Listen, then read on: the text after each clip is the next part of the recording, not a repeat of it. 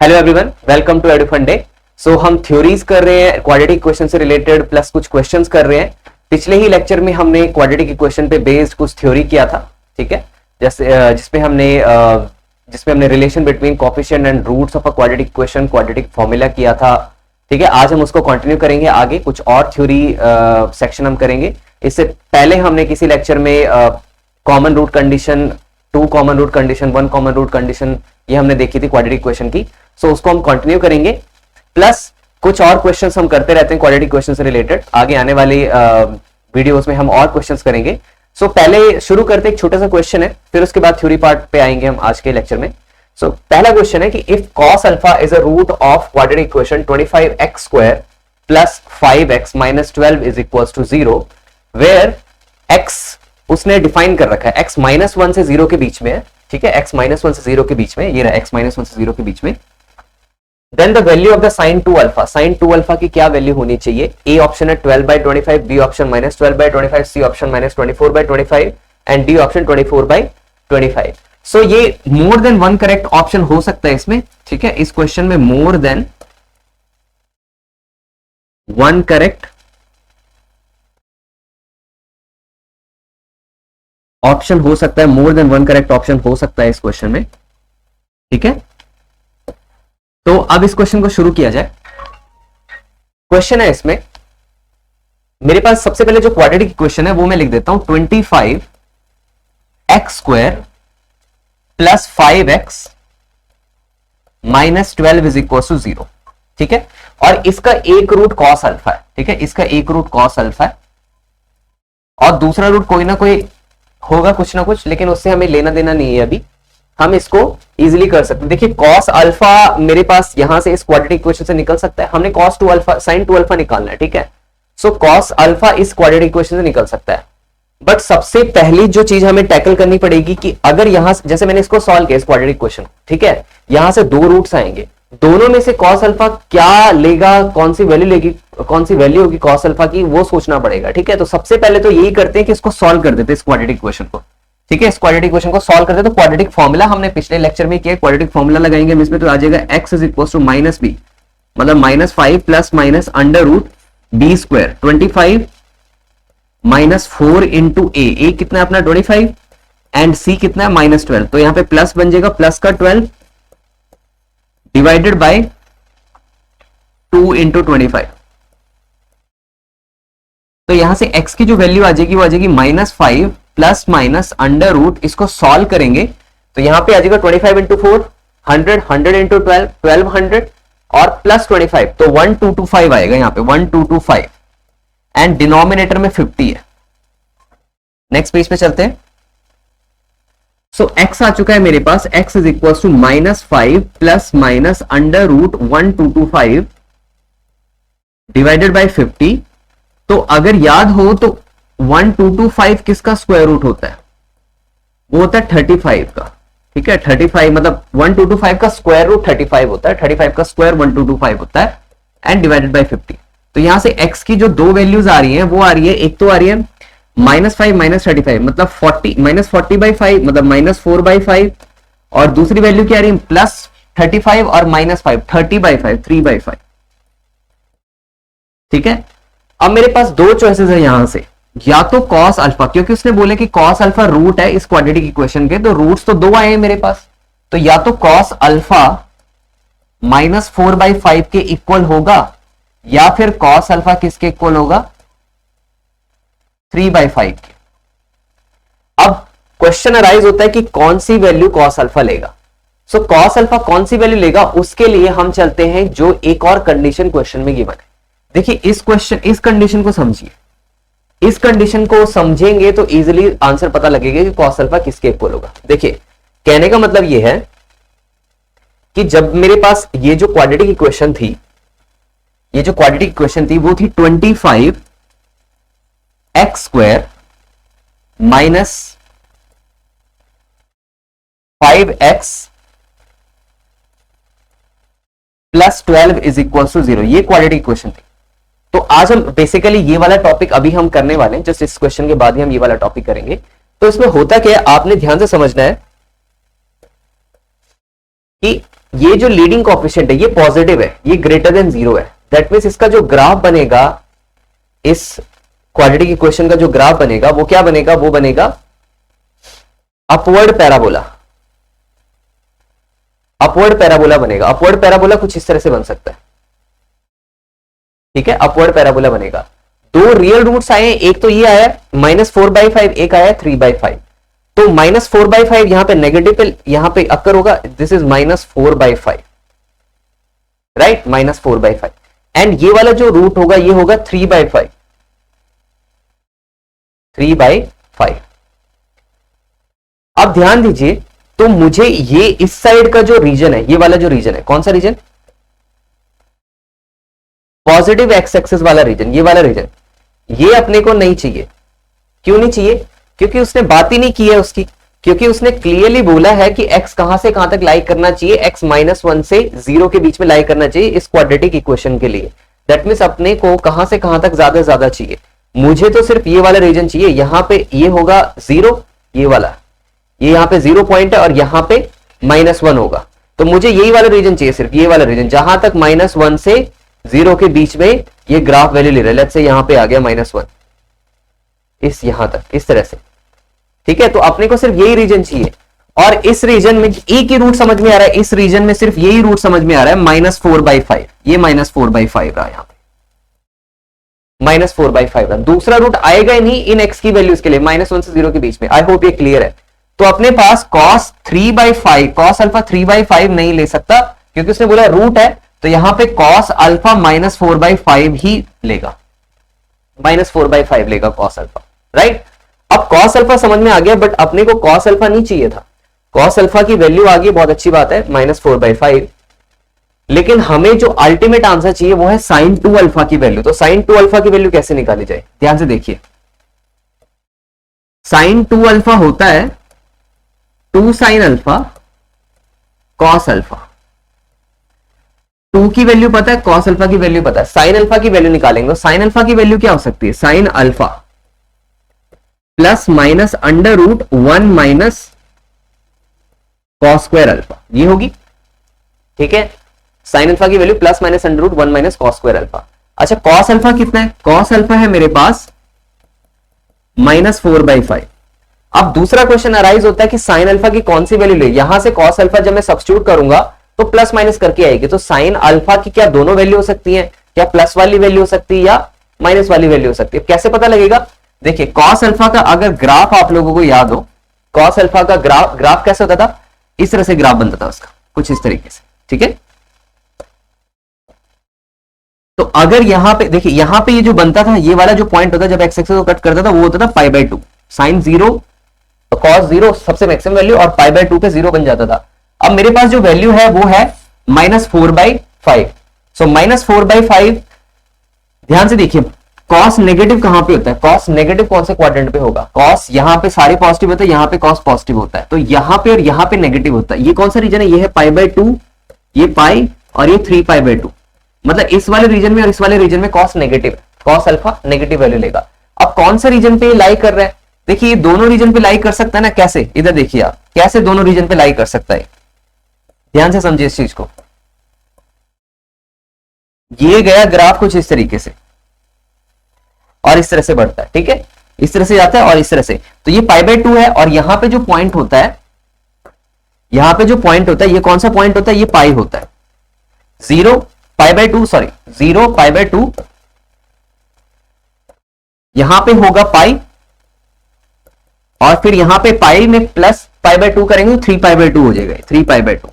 That means π/2 से 3π/2, π/2 से 3π/2 पे यहां पे और यहां पे cos नेगेटिव वैल्यू लेता है। तो जैसे मान लो कि π/2 और ये पाई के बीच में इसने कहा, इसने -4.5 लिया, तो लेट्स से इस पॉइंट पे -4.5 लिया, ये देखिए -4/5 लिया इस पॉइंट पे, 0 π/2 से पाई के बीच में। सिमिलरली पाई से 3π/2 पे अगर मैं एक इस लाइन को अगर मैं एक्सटेंड करूं तो 2 पॉइंट पे ये कट करता है, यहां पे दोनों पॉइंट पे -4π लेगा, -4/5 लेगा वैल्यू दोनों पॉइंट पे, इस पॉइंट पे भी और इस पॉइंट पे। अब क्वेश्चन अराइज होता है कि साइन कैसे वैल्यू लेगा। अब ध्यान से देखिए, अगर साइन, अगर देखिए मुझे पता लग गया कि भाई इस क्वाड्रेंट पे और इस क्वाड्रेंट पे दोनों पे ये -4/5 अटेन करेगा, तो अगर इस क्वाड्रेंट पे रहा तो मेरे पास जो साइन अल्फा की वैल्यू आई है प्लस माइनस कितने आई, यहां पे पहले देख लेते हैं। 1 माइनस कॉस अल्फा की वैल्यू 16/25 आ जाएगा, और इसको सॉल्व करेंगे तो यहां पे आ जाएगा 3/5 प्लस माइनस। अब दूसरा केस रहा कि अगर मेरे पास, मुझे ये पता लगे, यहां से मुझे क्या पता लगा कि कॉस अल्फा माइनस 4/5 π/2 से पाई के बीच में भी अटेन करेगा, और पाई से 3π/2 के बीच में भी अटेन करेगा। In a nutshell we can say that कि second quadrant and third quadrant दोनों में ये -4/5 अटेन करेगा। अब अगर कॉस अल्फा सेकंड क्वाड्रेंट में तो साइन उस टाइम क्या रहेगा, पॉजिटिव रहेगा, एंड अगर थर्ड क्वाड्रेंट पे तो साइन उस टाइम क्या रहेगा, नेगेटिव रहेगा। ठीक है, तो इसलिए दोनों वैल्यूज लेगा, प्लस और -3/5। क्लियर है?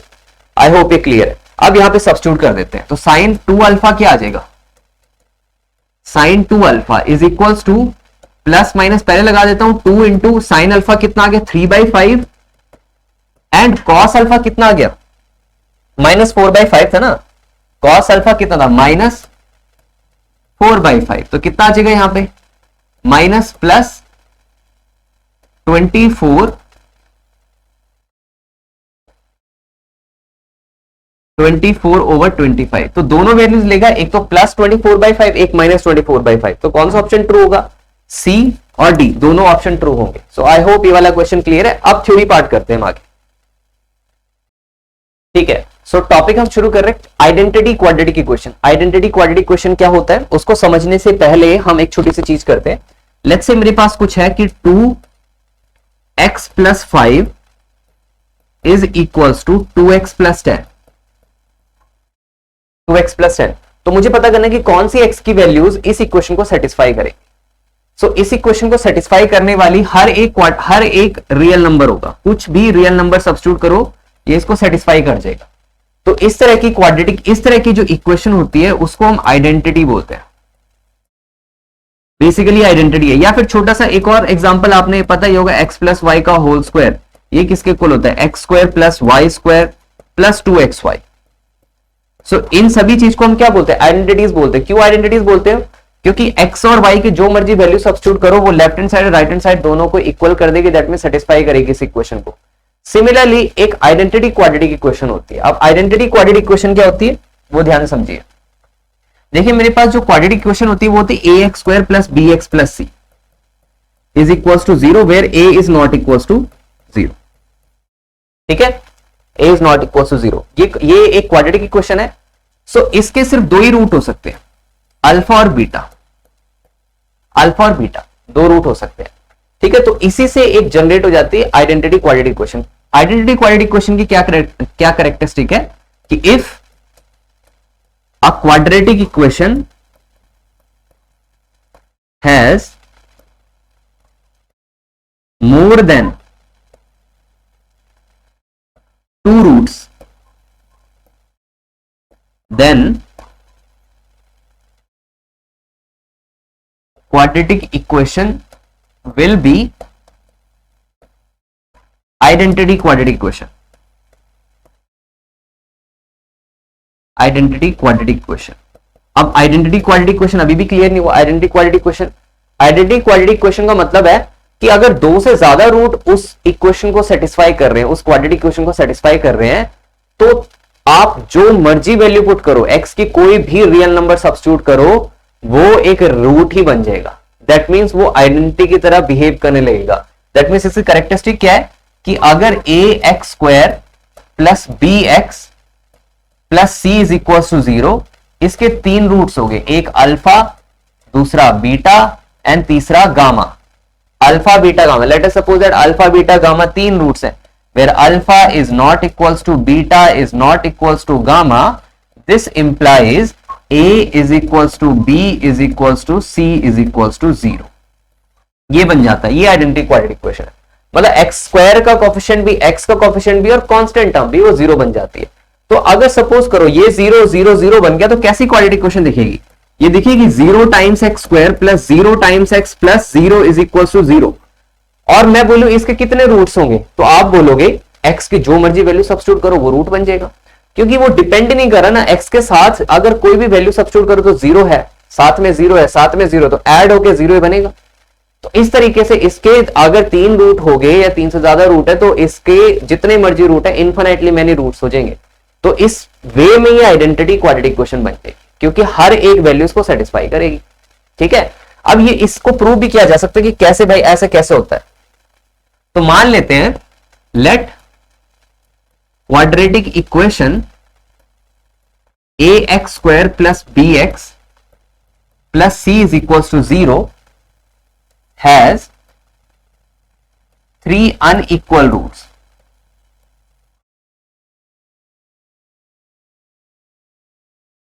तीन अनइक्वल रूट्स है। अब वो रूट्स का नाम क्या है? एक रूट अल्फा, दूसरा रूट बीटा और तीसरा रूट गामा। ये 3 रूट्स है, अल्फा बीटा गामा। अब अगर अल्फा बीटा गामा तीनों रूट्स है तो इस इक्वेशन को सेटिस्फाई भी करेंगे वो। तो पहली जो इक्वेशन बनेगी वो बन जाएगी a alpha square plus b alpha plus c is equal to 0। दूसरी इक्वेशन बनेगी a beta square plus b beta plus c is equal to 0। और तीसरी इक्वेशन बनेगी a gamma square plus b gamma plus c is equal to 0। 3 equations है, 3 roots है, इसलिए 3 equations बनी है। मैं फर्स्ट और सेकंड को सब्ट्रैक्ट करता हूं, 1 माइनस 2। फर्स्ट और सेकंड को सब्ट्रैक्ट करूंगा तो यहां से बन जाएगा a times alpha square minus beta square plus b times alpha minus beta और सी तो कैंसिल आउट हो गया, इज इक्वल टू 0 बन गया।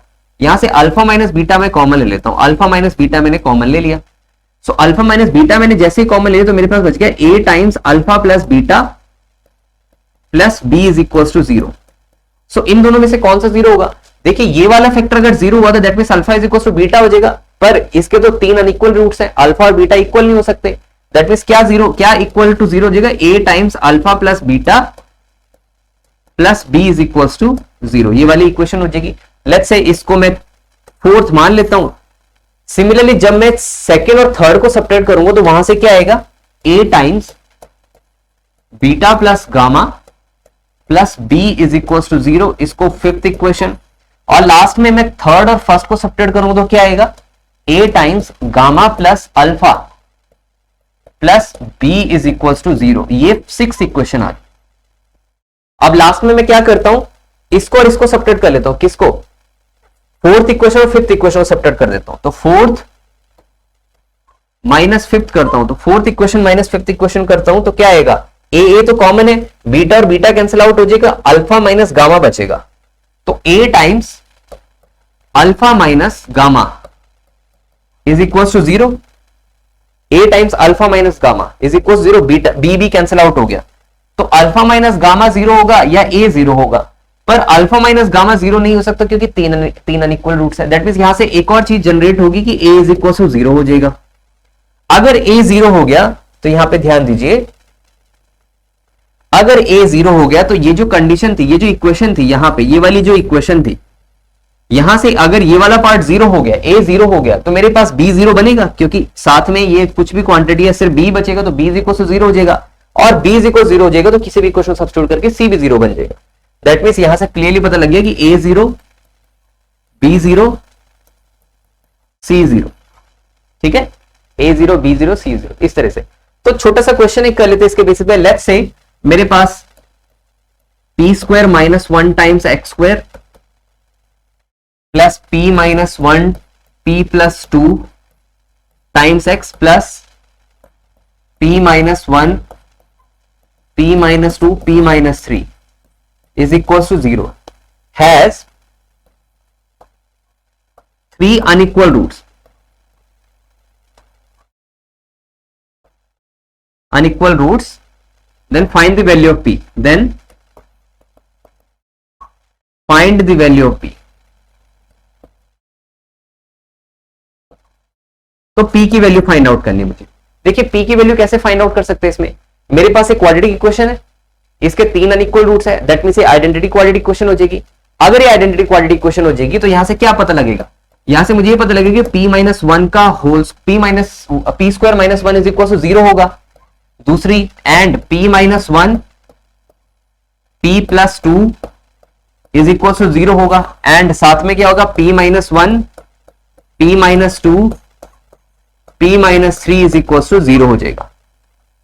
अब साइमल्टेनियसली मुझे 0 करना है, क्योंकि तब वो कंडीशन है a is equal 0, b is equal 0, c is equal 0।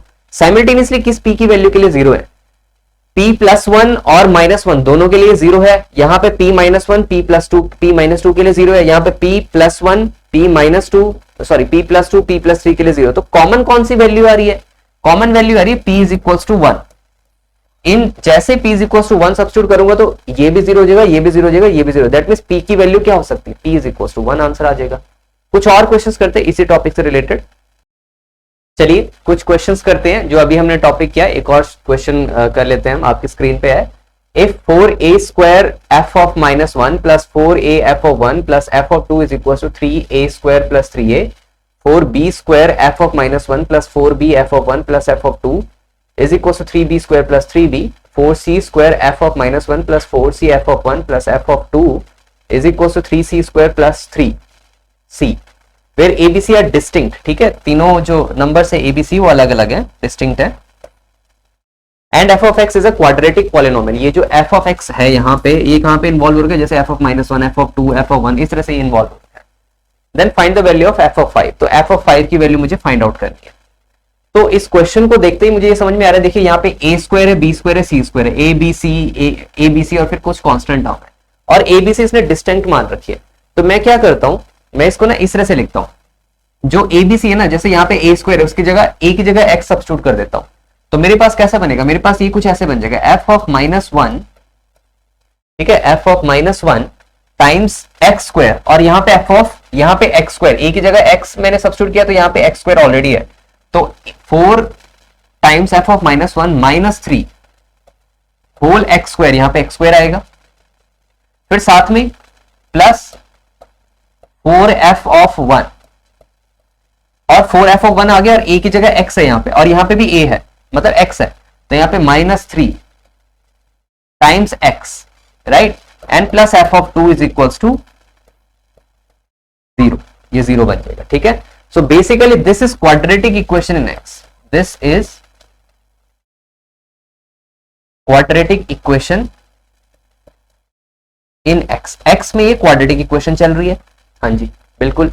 अगर ये x में क्वाड्रेटिक इक्वेशन है, साथ में कोफिशिएंट्स कैसे, 4f of minus 1 minus 3, 4f of 1 minus 3 and f of 2।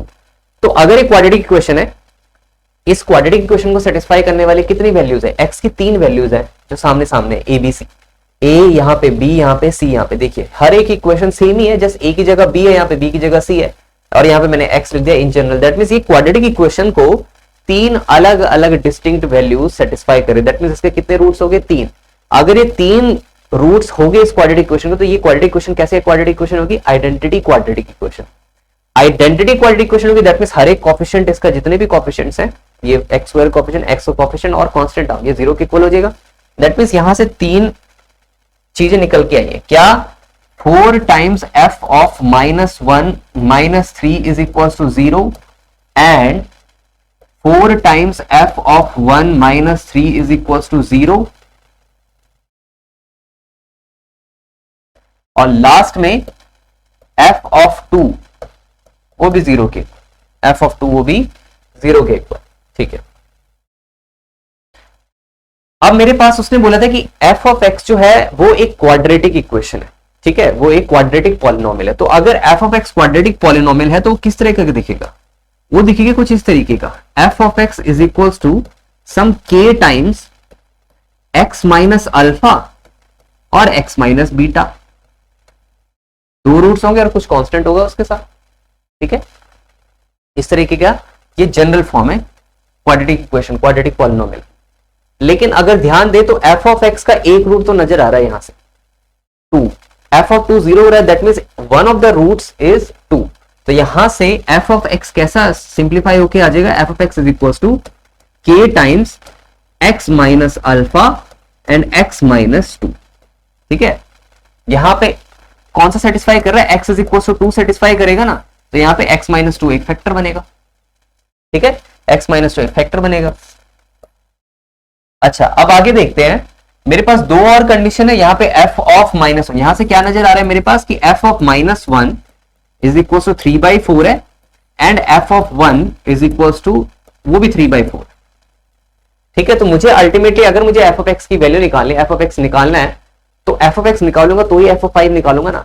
और f ऑफ x निकालने के लिए मुझे क्या पता करना पड़ेगा, मुझे k और ये अल्फा एक रूट जो है वो पता करना पड़ेगा। वो कैसे पता होगा, वो इन दो कंडीशन की हेल्प से पता होगा। दो वेरिएबल है k और अल्फा, दो अननोन है और दो ही कंडीशन है, पता करते हैं।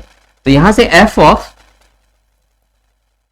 -1 किसके इक्वल आ जाएगा, k times x minus, sorry x की जगह तो -1 सब्स्टिट्यूट करूंगा ना, -1 माइनस अल्फा, और यहां पे x की जगह -1 सब्स्टिट्यूट करूं तो यहां पे -3 आ जाएगा, और ये सारा किसके इक्वल है, 3/4 के इक्वल। तो यहां से क्या आ गया, k times 1 plus alpha times 3 is equal to 3/4। तो 3 से 3 कैंसिल आउट होगा, तो जस्ट डायरेक्टली मैं 1/4 लिख रहा हूं। ये फर्स्ट इक्वेशन होगी। सिमिलरली f ऑफ 1 निकालता हूं, f ऑफ 1 भी किसके इक्वल है, 3/4 के इक्वल है। तो अगर f ऑफ 1 मैं निकालूं तो यहां पे बन जाएगा k टाइम्स x की जगह 1 सब्स्टिट्यूट कर रहा हूं तो 1 माइनस अल्फा, एंड 1 अगर सब्स्टिट्यूट करूंगा तो यहां पे -1 बचेगा, इज इक्वल्स टू 3/4। तो यहां से k टाइम्स 1 माइनस अल्फा किसके इक्वल आएगा, वो आ जाएगा -3/4 के इक्वल। ठीक है, वो आ जाएगा -3/4 के इक्वल। ये सेकेंड इक्वेशन है।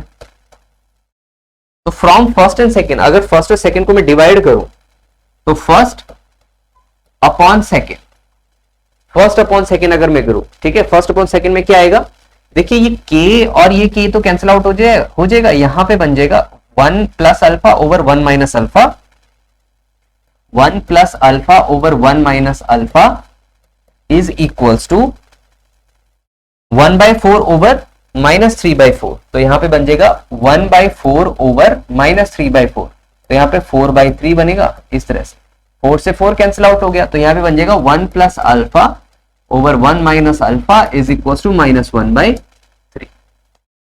ठीक है, यहां पे 1/4 था और यहां पे -3/4, तो 4 ऊपर चला गया, 3 नीचे आ गया, तो यहां पे -1/3 बच गया। क्रॉस मल्टीप्लाई कर देते तो यहां पे बन जाएगा 3 plus 3 alpha -1 times plus alpha. तो इसको मैं इधर लेके चले जाता हूं तो यहां पे 4 बनेगा, और इसको इधर लेके आ जाता तो -2 अल्फा बनेगा। तो अल्फा की वैल्यू कितनी आ जाएगी, यहां से -2 आ जाएगी, अल्फा की वैल्यू -2 आ जाएगी।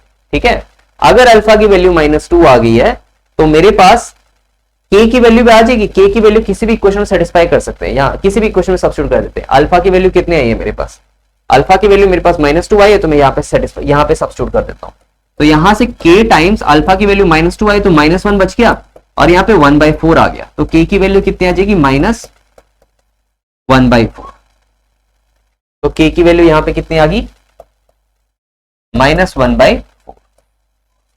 तो यहां से f ऑफ x कितना आ जाएगा, f ऑफ x क्या था, k times x minus alpha और x -2 था। ठीक है, x -2 था।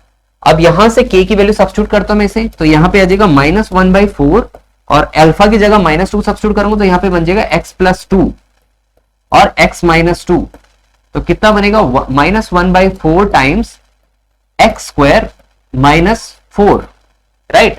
तो यहां से कितना बनेगा, 1/4 से मैंने 4 मल्टीप्लाई कर दिया, -4 मल्टीप्लाई कर दिया, माइनस प्लस, तो 1 और -x² over 4। That means f of x मेरे पास आ चुका है 1 - x² by 4। ये रहा 1 - x² by 4, 1 - x² by 4। अब उसने वैल्यू किसकी पूछी थी, उसने वैल्यू पूछी है मुझसे f ऑफ 5 की, तो यहां पे सब्स्टिट्यूट कर लेता हूं, 1 - 25 ओवर 4, तो कितना बनेगा, -21 ओवर 4। ये अपना फाइनल आंसर होगा। सो इस तरीके से ये क्वेश्चन हो गया। सो आइडेंटिटी क्वाड्रेटिक इक्वेशन पे बेस्ड ये क्वेश्चन था। आगे बढ़ते हैं, कुछ और टॉपिक्स करते हैं क्वाड्रेटिक इक्वेशन से रिलेटेड। ये दूसरा टॉपिक करते हैं। दूसरा टॉपिक है quadratic expression and it's graph, maximum and minimum value of quadratic expression. So quadratic expression कुछ इस तरीके की होती है, ax² + bx + c = 0 where a is not equal to 0। अब इससे जो हम ग्राफ बनाएंगे वो दो चीजों पे डिपेंड करेंगे कि a जो लीडिंग कोएफिशिएंट है वो पॉजिटिव है या नेगेटिव है। पॉजिटिव होगा तो उसका ग्राफ बनेगा अपवर्ड पैराबोला, ठीक है, यहां पे मैंने लिखा है पॉजिटिव होगा तो उसका ग्राफ बनेगा अपवर्ड पैराबोला, और अगर a लेस देन 0 होता है मतलब नेगेटिव होता है तो उसका ग्राफ डाउनवर्ड पैराबोला बनता है, ठीक है। पहला केस डिस्कस कर लेते हैं जब a ग्रेटर देन 0 है। तो हमारे पास टोटल ये 3 तरह के ग्राफ बन रहे हैं जब a ग्रेटर देन 0। कैसे कैसे ग्राफ बनेंगे? जब x एक्सिस को 2 बारी कट करता है ग्राफ, जब x एक्सिस को 1 बारी कट करता है ग्राफ, और जब x एक्सिस को 1 भी बारी कट नहीं करता है ग्राफ। तो ये 3 तरह के ग्राफ बनेंगे जब a ग्रेटर देन 0 है। तो पहले केस के लिए ये मैं यहां पे थोड़ा डिमार्केशन कर लेता हूं इनकी, कि ये जो सारी चीजें लिखी है मैंने,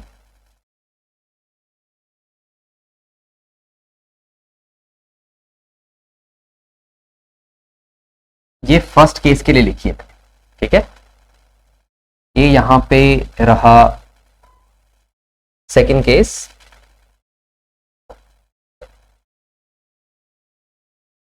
ये यहां पे है सेकंड केस और ये थर्ड केस, ठीक है।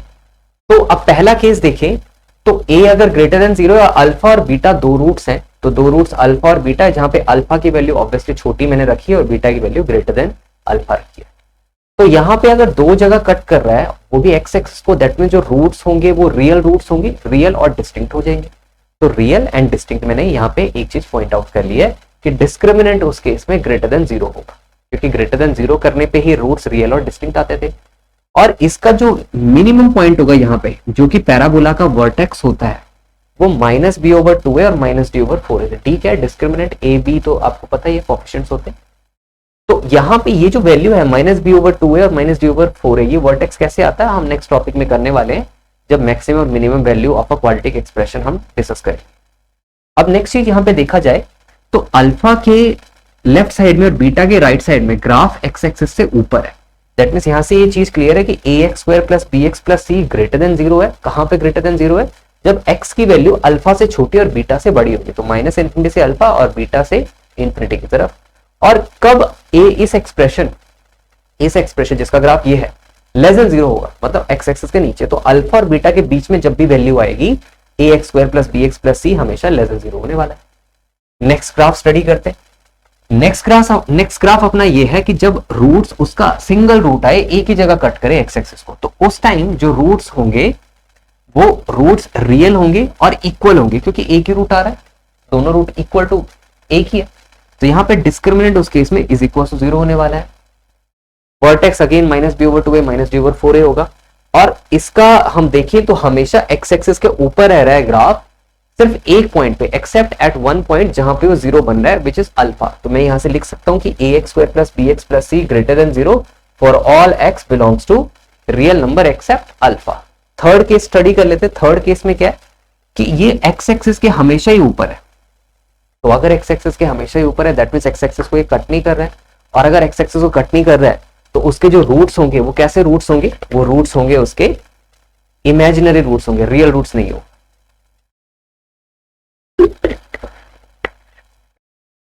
तो अगर रूट्स इमेजिनरी आ रहे हैं तो उस टाइम डिस्क्रिमिनेंट कैसा होता है? Less than 0। तो ग्राफ, अब ये बहुत इंपॉर्टेंट केस है कि ये एक्स एक्सिस की कोई भी वैल्यू के लिए ये हमेशा ही पॉजिटिव होगा। That means ax² + bx + c greater than 0 for all x belongs to real number लिख लेते हैं, ठीक है। तो ये थर्ड केस भी डिस्कस हो गया। नेक्स्ट केस पे चलते हैं, जब पैराबोला, जब ये जो अपवर्ड पैराबोला की जगह डाउनवर्ड पैराबोला, और वो किस पे डिपेंड करेगा? a की वैल्यू पे। a पॉजिटिव है और दूसरे केस में a नेगेटिव हो जाएगा। सो a नेगेटिव, अगेन यहां पे अपने पास 3 केसेस है। पहला केस डाउनवर्ड डाउनवर्ड पैराबोला तो हर जगह बनेगा, बट केसेस कैसे कैसे बनाए? 2 जगह कट कर रहा है, एक जगह कट कर रहा है, किसी भी जगह कट नहीं कर रहा है।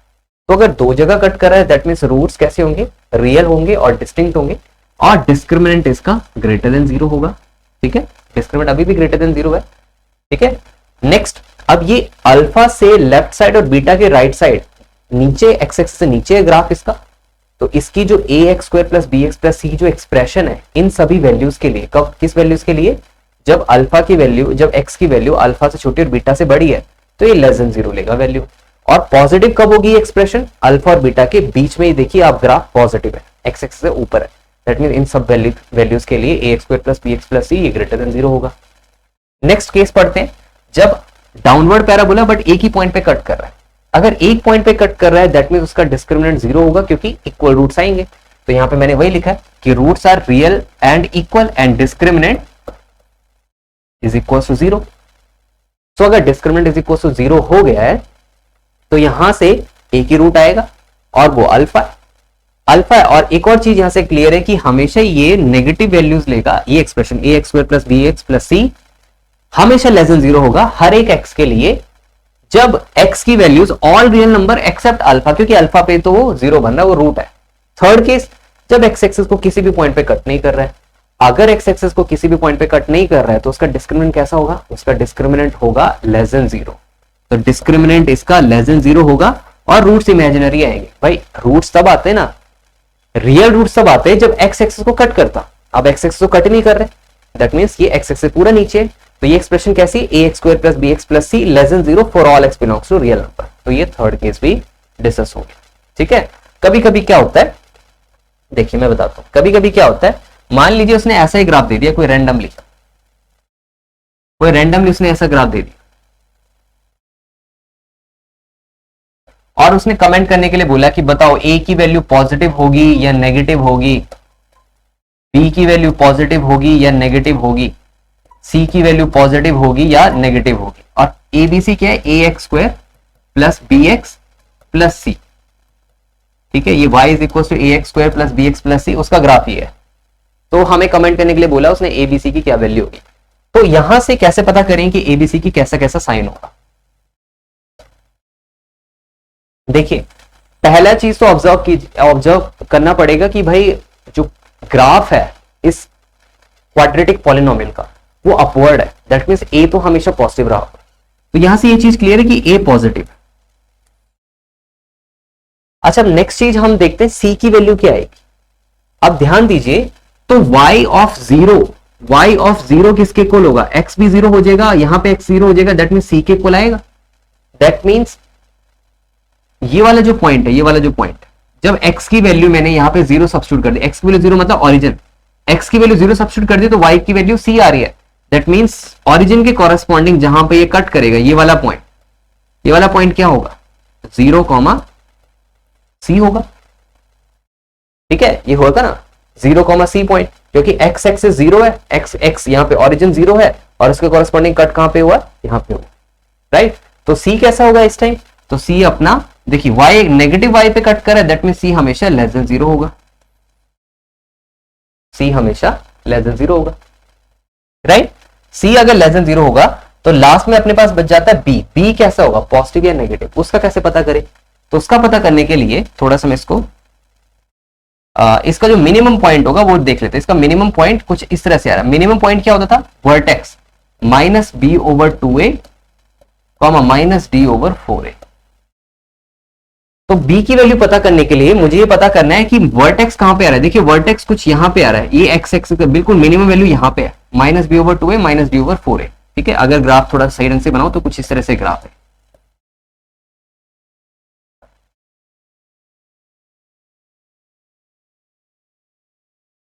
इस तरह से देख सकते हैं, ये यहां पे देख सकते हैं। ठीक है, तो वर्टेक्स क्या है? -b/2a, -d/4a। और c की तो हमेशा देखिए ओरिजिन के कॉरेस्पॉन्डिंग c आएगा, ये वाला पॉइंट नेगेटिव y एक्सिस पे कट हो रहा है, दैट मींस 0, c है, और c नेगेटिव y एक्सिस पे है, दैट मींस c तो लेस देन 0। यहां से ये क्लियर है। अब इसका वर्टेक्स जो है वो ये वाला पॉइंट है, ये बिल्कुल मिनिमम पॉइंट है वर्टेक्स, -b/2a, -d/4a। अब मुझे ये बताइए कि -b/2a इसकी वैल्यू क्या है? पॉजिटिव या नेगेटिव? देखिए इस x के कॉरेस्पॉन्डिंग यहां पे वर्टेक्स आ रहा है, दैट मींस ये वाला पॉइंट क्या होगा? -b/2a, 0 रहा होगा। ठीक है, तो -b/2a पॉजिटिव x एक्सिस पे है, दैट मींस ये हमेशा ग्रेटर देन 0 होगा। अगर ये हमेशा ग्रेटर देन 0 है और a क्या है अपने पास? a भी पॉजिटिव है। ठीक है, a भी पॉजिटिव है, 2 भी पॉजिटिव है, दैट मींस ये पूरा जो डिनोमिनेटर में है क्वांटिटी, ये होल पॉजिटिव हो जाएगी, this whole quantity is positive और इसका पूरा इंपैक्ट पॉजिटिव है। तो अगर b को मैं नेगेटिव लेता हूं, ध्यान समझिए, डिनोमिनेटर तो पॉजिटिव आ चुका है, मैं चाहता और मुझे होल ये पॉजिटिव चाहिए, तो क्या आप कर सकता हूं? डिनोमिनेटर पॉजिटिव आ गया, that means numerator has to be positive, तभी तो पॉजिटिव और पॉजिटिव टोटल पॉजिटिव बनेगा। तो अगर डिनोमिनेटर पॉजिटिव है, न्यूमरेटर की बात कर लेते हैं, न्यूमरेटर में क्या पड़ेगा? -b, तो अगर b नेगेटिव हो जाता है तो माइनस माइनस कैंसिल आउट होकर पॉजिटिव बन जाएगा, तो न्यूमरेटर भी पॉजिटिव आ जाएगा। लेकिन अगर b पॉजिटिव होता है तो पॉजिटिव और बाहर माइनस पड़ा हुआ तो न्यूमरेटर नेगेटिव हो जाएगी। ठीक है, मैं फिर से बताता हूं, मुझे ये टोटल क्वांटिटी पॉजिटिव चाहिए, न्यूमरेटर तो ऑलरेडी पॉजिटिव है, सॉरी डिनोमिनेटर तो ऑलरेडी पॉजिटिव, न्यूमरेटर मुझे पॉजिटिव करना है। तो न्यूमरेटर पॉजिटिव कब होगा, जब b की वैल्यू लेस देन 0 हो जाएगी। जैसे b की वैल्यू लेस देन 0 हो जाएगी, नेगेटिव नेगेटिव कैंसिल आउट हो जाएगा, न्यूमरेटर भी पॉजिटिव, डिनोमिनेटर भी positive, whole quantity will be positive. That means यहां से क्लियरली ये पता लग रहा है कि b कैसा होना चाहिए, b must be less than 0।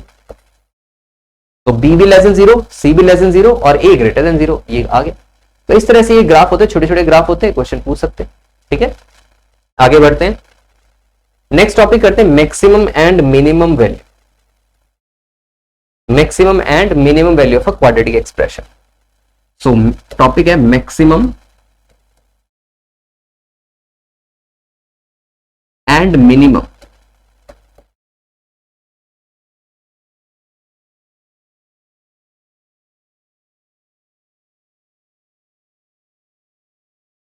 Minimum value of expression of quadratic expression, quadratic expression. ठीक है, सो सबसे पहले लेट्स से मेरे पास एक क्वाड्रेटिक एक्सप्रेशन है, वो है a x square plus b x plus c. मैं क्या करता हूं, यहां से ए कॉमन ले लेता हूं। तो ए कॉमन करने के लिए x square plus b by a बन जाएगा यहां पे, प्लस सी बाई ए बनेगा। इसको थोड़ा सा और सही किया जाए तो क्या बनेगा, a times x square, completing square लगा रहा हूं मैं, plus b over a x plus b over 2a का whole square minus b over 2a का होल स्क्वायर और प्लस सी बाई ए तो ऑलरेडी है। अच्छा, अब इन तीन टर्म्स को क्लब करके मेरे पास क्या बन जाएगा, y is equals to x plus b over 2a का होल स्क्वायर। ठीक है, इन तीनों टर्म्स को क्लब करके, और साथ में क्या बचा हुआ है मेरे पास, minus b square over 4a square और माइनस माइनस ही आएगा, माइनस 4ac, ये बनेगा। ठीक है, अब क्या कर सकते हैं हम, तो y इज इक्वल्स टू, और साथ में मैंने a कॉमन ले रखा तो a यहां पे बचा हुआ है। ठीक है, a यहां पे पड़ा हुआ है, तो मैं क्या करने वाला हूं, देखिए आप, ये तो d है। ठीक है, this whole is equals to d, तो यहां पे d ओवर 4a स्क्वायर है, a मल्टीप्लाई करूंगा तो d ओवर 4a बन जाएगा, उसको उधर लेके चले जाऊंगा, तो यहां पे ये बन जाएगा y plus d over 4a is equals to a times x plus b over 2a का होल स्क्वायर। क्लियर? तो यहां से ये क्लियरली पता लग रहा है, क्या पता लग रहा है यहां से, कि जो ये इक्वेशन है, this is equation of parabola, this is equation of parabola. ये पैराबोला की इक्वेशन है विद वर्टेक्स, क्या वर्टेक्स है, minus b over 2a comma minus d over 4a, है ना। y is equal to a x square होता था, तो इस टाइम y के साथ शिफ्टेड ओरिजिन है। ठीक है, उसका जो वर्टेक्स है वो हमने शिफ्ट कर दिया, तो यहां पे y plus D over 4a a times x plus D over 2a का होल स्क्वायर बन जाएगा। अब यहां से क्लियरली पता लग रहा है कि अगर a ग्रेटर देन 0 होगा तो अपवर्ड पैराबोला बनेगा और उसका वर्टेक्स ये क्वांटिटी है। सिमिलरली अगर a लेस देन 0 होगा तो वो डाउनवर्ड पैराबोला बनेगा, बट वर्टेक्स ये होगा। तो वर्टेक्स अगर आ गया तो अपवर्ड पैराबोला के टाइम ये जो वर्टेक्स है, ये यहां पे वर्टेक्स आया, ये यहां पे वर्टेक्स आया, तो जो अपवर्ड पैराबोला होगा उस टाइम ये मिनिमम वैल्यू देगा, ये वाला वर्टेक्स मिनिमम वैल्यू इस पॉइंट पे कितनी minimum value, minus d over 4, ये मिनिमम वैल्यू। और अगर डाउनवर्ड पैराबोला है तो उस टाइम ये मैक्सिमम वैल्यू देगा, यही वर्टेक्स। सो इस तरीके से मिनिमम और मैक्सिमम वैल्यू हम फाइंड आउट कर सकते हैं। सो आई होप आज का लेक्चर आपको समझ में आया होगा। इस लास्ट टॉपिक से रिलेटेड क्वेश्चंस हम नेक्स्ट टॉपिक में करेंगे, नेक्स्ट लेक्चर में करेंगे। Till then bye bye, take care, thank you so much and do subscribe our YouTube channel.